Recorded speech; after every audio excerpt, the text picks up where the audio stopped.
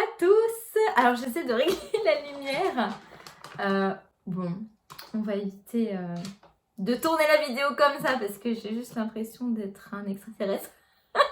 Je suis super contente de revenir sur YouTube. Bon, ça fait combien de mois que je n'ai pas posté de vidéo? Je crois que ça fait 4 mois.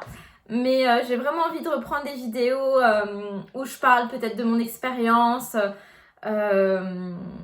dans la spiritualité, ou alors je vous présente des oracles, ou je vous présente des livres, où je parle un petit peu de ma vie et de ce que j'aime, quoi, pour partager avec les personnes qui aiment la même passion que moi. Mais aujourd'hui, ça va être une présentation d'oracle et pas n'importe laquelle parce que c'est l'oracle que j'ai écrit, donc que j'ai créé et qui a été illustré par Mélange & Co. C'est l'oracle de l'essence chamanique. Je vais vous le présenter un peu plus en détail juste après. Je vous montrerai les illustrations, je vous montrerai le livre et je vous expliquerai aussi peut-être pourquoi je l'ai écrit. Qu'est-ce qui m'a inspiré? Et puis si vous avez des questions, n'hésitez pas à les mettre dans les commentaires et j'y répondrai. Et bien sûr, ce que je vous propose, c'est qu'on fasse une petite guidance à la fin. Une guidance de 3 cartes où vous recevrez votre message. Oui, j'avais pensé à faire une vidéo en tant que auteur d'un premier oracle, étant donné que j'ai vécu cette expérience-là l'année dernière, de me faire publier pour la toute première fois. Donc comment débuter, comment faire son premier oracle, comment avoir l'inspiration, mon expérience aussi peut-être dans une maison d'édition, vous dire les avantages, les inconvénients d'une maison d'édition, parce que moi j'ai eu que l'expérience en tant que auteur dans une maison d'édition, mais il y a aussi la possibilité de faire en auto-édition. Donc peut-être vous parler de ça, je pense que j'aimerais bien faire une vidéo, en tout cas parler de mon expérience, et puis peut-être que ça pourra aider des personnes qui veulent se lancer. Donc c'est parti pour la présentation de l'oracle de l'essence chamanique, donc qui a été écrit par Osalie Intuitive. Je ne sais absolument pas qui est cette personne. Bref, je ne suis pas drôle du tout. Et qui a été illustré par Mélange & Co.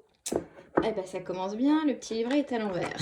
Bon, je l'utilise beaucoup, donc c'est pour ça que les cartes sont un petit peu dans le désordre. On va commencer par le petit livret. Donc le petit livret, il est assez gros. Hein. J'étais quand même bien inspirée dans l'écriture. Et du coup, ça fait un gros livret, quoi. Alors, je vais pouvoir vous en parler en détail étant donné que j'ai écrit les textes. Donc l'oracle se divise en 3 parties. Même si les 3 parties, parce que la question m'a été posée beaucoup de fois, ça ne veut pas dire qu'il faut faire à chaque fois un tas du monde du bas, un tas du monde du milieu et un tas du monde du haut pour pouvoir faire un tirage. C'est important de toutes les mélanger, mais en tout cas, moi quand j'ai créé l'oracle, c'est vrai que j'ai voulu un petit peu respecter ces plusieurs mondes pour tout simplement en fait connaître nos alliés en fait dans chaque monde différent, et je trouvais que c'était intéressant de construire l'oracle comme ça. Donc on a le monde du bas qui correspond au monde où il y a nos animaux, donc animal de pouvoir, nos animaux alliés. Donc toute cette première partie, ce sont que des animaux. Donc dans le livret, les cartes sont couleurs. Donc on a à chaque fois le petit code couleur qui là indique que c'est une carte du monde du bas. On a une petite présentation de ce à quoi en fait tout simplement correspond la carte. On a un message chamanique qui va être un message spirituel, on va dire. Et puis un message assez général, donc vous pouvez, si vous n'avez pas forcément de questions, vous pouvez lire ce message-là qui répondra très bien au final au message du jour. On a un message sentimental, donc pour tout ce qui est tirage chakra du cœur, tirage sentimental, au niveau des relations, etc. Et on a un message professionnel. Et à chaque carte, on a aussi les conseils d'Osalie, où c'est en fait un petit résumé de ce que je viens de dire dans la signification des cartes. Ou par exemple, voilà, vous voulez tirer une carte le matin parce que vous n'avez pas forcément le temps de tout bien lire comme il faut, etc. Vous pouvez juste aller du coup à la page les conseils d'Osalie et puis lire ce qui est écrit à cet endroit-là. Donc voilà le petit livret. Donc là on est au monde du milieu. Donc ça se constitue pareil vraiment pour toutes les cartes. Hein. Bon, à chaque fois on a un message chamanique, professionnel, sentimental, les conseils d'Osalie. Et la dernière partie, donc c'est le monde du haut. Donc je vous montre un petit peu quelques cartes. Et de toute façon, je vous montrerai un petit peu toutes les cartes juste après. Alors, ce qui est important aussi, et ce qui est peut-être pas mentionné, enfin qui est pas visible comme ça au premier abord, c'est qu'on a ici une partie des chants intuitifs. Donc ce sont des chants qui sont totalement, donc qui n'ont pas été préparés, hein. J'ai sorti mon tambour, j'ai sorti mes petits instruments et j'ai chanté de façon totalement intuitive. Donc il y a un chant pour se connecter au monde du bas, il y a un chant pour se connecter au monde du milieu et il y a un chant pour se connecter au monde du haut. Donc voilà, et je vous montre aussi le début de l'oracle. On a plusieurs exemples de tirages. Donc un petit tirage pour la nouvelle lune, pour poser nos intentions. Et un tirage divinatoire, donc qu'est-ce qui va se passer au niveau spiritualité, au niveau professionnel, au niveau sentimental. Et puis un petit message additionnel. Ce que je vous propose, c'est qu'on passe du coup aux cartes. Et puis après, on fera la petite guidance. Donc voici le dos des cartes, donc avec un petit attrape-rêve et une petite chouette toute chou. Je trouve ça important de dire que cet oracle-là, il est assez éthérique. Je ne sais pas si ce mot-là vous parle, mais c'est vraiment des énergies assez douces, assez légères, comme si on flottait en fait un petit peu. Donc c'est pour ça que les couleurs sont très blanc, bleu.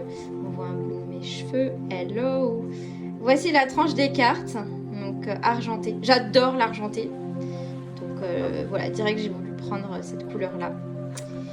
Donc je vous montre un petit peu le design des cartes. Le design est très... il est simple, mais on comprend le sens directement quand on tire une carte, parce qu'en fait on a des mots-clés ici. Donc là on sait qu'en fait c'est tout simplement une carte qui nous invite à bouger, à mettre plus de mouvement dans notre corps, à nous ancrer aussi par la danse, etc. On voit trop mes cheveux. Donc le bison, la chouette, ici on est dans le monde du bas, là on est dans le monde du haut. Donc je vous montre un petit peu. Oh là là là là. Quelle présentation de qualité, hein. Les sylphes du vent, la rivière du temps. J'espère qu'il vous fait un peu voyager cet oracle-là. Parce qu'il est très léger et j'ai vraiment envie d'amener des énergies un peu comme si on flottait dans l'univers. Voilà, l'aurore boréale, j'adore. La mémoire des pierres, la cérémonie du calumet de paix, la roue médecine, les kachina, le soleil. Et hop, on retourne encore une fois. J'ai vraiment fait une vidéo assez spontanée. La hutte de sudation, le chant de l'âme. Cette carte, elle me parle beaucoup en tant que chanteuse, enfin en tant que personne qui aime chanter plus que tout au monde, bah forcément ça me parle. Et encore le chant, et oui, le corbeau, l'art des ancêtres, la musique, la voûte des cieux, et c'est reparti. La petite loutre, guerrier, Rosa Dream, l'étoile de la famille. Cette carte-là, c'est vraiment une de mes préférées, je dirais, au niveau du... Enfin, je sais pas, franchement, Mélanie a fait un travail... c'est un truc de fou, quoi. Enfin, juste, regardez la beauté de cette carte, quoi. Je suis complètement fan de cette carte. Ah, ces illustrations sont juste ouf, quoi. Vraiment un énorme bravo à elle parce que elle gère, clairement elle gère. Les lucioles d'or, les petits anges, le serpent, le cheval, la femme araignée, j'adore cette carte. Pachamama. Je suis désolée pour ce... à chaque fois je dois retourner. La panthère de l'ombre aussi, très belle. Bon, bah ça, si vous me connaissez, voilà, c'est ma carte préférée avec les voyages de l'âme. On se demande pourquoi. C'est ma Elsa d'amour. Le recouvrement d'âme. La déesse Asagaya. La femme sauvage, que j'aime beaucoup aussi. L'aigle messager. L'ours protecteur. La dualité du tigre. Et pour terminer, on termine avec le même visuel, le Wakantaka. Alors maintenant on va passer du coup à la petite guidance. Donc j'ai choisi 3 cartes. Carte 1, carte 2, carte 3. Je vous invite à prendre une grande inspiration avec moi. Expirer et aller vers une de ces 3 cartes. Et tadam! Donc si tu as choisi la carte numéro 1, ton message, c'est celui de la femme sauvage. La femme sauvage, c'est une femme libre, c'est une femme indépendante. Et tout simplement, avec cette carte-là, on te demande de travailler un peu plus l'estime de soi, l'estime de toi, pour que tu puisses enfin dire ce que tu penses, poser tes limites, dire non quand il y en a besoin. Et on te demande aussi de te connecter aux énergies de liberté. C'est pour ça qu'il y a le loup à côté, en fait, sur cette carte-là. Donc là, peut-être en ce moment que tu n'es pas forcément super libre, qu'au niveau de tes choix, tu te sens comme si c'était pas vraiment toi qui faisais tes choix, mais plus voilà ce que tu peux entendre, ton environnement extérieur. Et du coup, on te demande vraiment de reconnecter. C'est vraiment une invitation à se reconnecter à soi, à se détacher même un petit peu des autres, de son entourage et de ce qu'on peut entendre en fait par rapport aux autres qui nous entourent, pour vraiment que les choix viennent de nous et se reconnecter avec cette énergie de liberté, d'indépendance et d'estime de soi. Donc là, pour résumer, s'il y a des choses à travailler, c'est l'estime de soi, la connexion à la liberté, sa connexion au féminin sacré, parce que le féminin sacré, c'est aussi l'estime de soi et savoir dire non. Donc voilà un petit peu ton message si tu as choisi la carte numéro 1.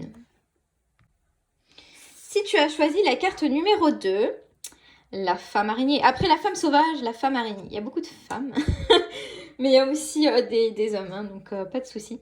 Et puis même si le message est la femme araignée ou la femme sauvage, c'est aussi un message pour les hommes, donc il n'y a pas de souci par rapport à ça. Donc ce message-là, on t'invite à renouer un petit peu avec ta créativité. Peut-être que ces derniers temps, voilà, tu as senti un peu soit une baisse de morale, comme si tu avais un peu moins la motivation, que tu te sentais moins vivante. Et pour te sentir vivante, on t'invite du coup à prendre action, mais à travers quelque chose de créatif. Donc ça peut être une activité manuelle, par exemple, un domaine artistique. Tout ce qui a un lien en fait avec le fait de renouer avec ta créativité, même si t'es pas forcément de base une personne créative, on a tous quand même en nous une forme de créativité et du coup là c'est pouvoir la réveiller. Autre message, c'est le message de la patience. Donc en ce moment, si tu as envie de te lancer, que ce soit dans une relation, dans un projet ou quoi que ce soit, on t'invite plus à prendre du recul et à plutôt être dans une énergie de patience. Et de pas te lancer en fait à tête baissée et de plutôt renouer en fait avec ta créativité, avec toi-même, plutôt que de te lancer dans quelque chose et d'être vraiment active, on va dire. Et enfin, pour les personnes qui ont choisi la carte numéro 3, on a ici le passage d'âme. Le passage d'âme, donc il y a plusieurs sens par rapport à cette carte-là, mais le sens principal, c'est des gros changements. Ici, il y a le mot changement. Le passage d'âme, dans cette carte-là, j'inclus aussi les passages de vie. Donc généralement, quand cette carte-là, elle se présente, c'est qu'il y a de gros changements qui vont arriver. Et quand je parle de gros changements, c'est pas juste voilà, changer un petit truc dans sa vie, c'est soit un changement d'emploi, soit un changement de vie, soit un déménagement. Bref, quelque chose qui va un peu bousculer, mais qui sera positif. Cette carte-là, elle parle aussi de l'éveil, du fait de de prendre conscience des choses et de réveiller un petit peu son chakra coronal et son chakra du 3e œil. Donc peut-être que là, en ce moment, tu es un peu dans une période où tu prends conscience des choses. Tu te poses des questions, ça peut être par rapport au monde, par rapport à toi, par rapport à ton avenir, par rapport à ce que tu veux mettre en place. Et on t'invite du coup à renforcer un petit peu ton lien avec tes guides, donc le chakra coronal, et avec les mondes subtils. Parce qu'il y a l'air d'avoir quelque chose qui s'intensifie un petit peu avec la connexion à tes guides. Donc voilà, ces 2 petits messages-là, travailler sur le chakra coronal, renforcer la connexion aux guides et des gros changements qui vont arriver, ainsi que du coup des prises de conscience aussi, étant donné que c'est un peu le message de la carte. Et voilà! Merci infiniment à tous d'avoir regardé cette vidéo. N'hésitez pas à me dire si vous avez envie que je continue, que ce soit les présentations d'oracle. J'avais comme idée de faire une vidéo sur... Attends, c'était quoi mon idée déjà? Putain, mais je bug de ouf, ouais.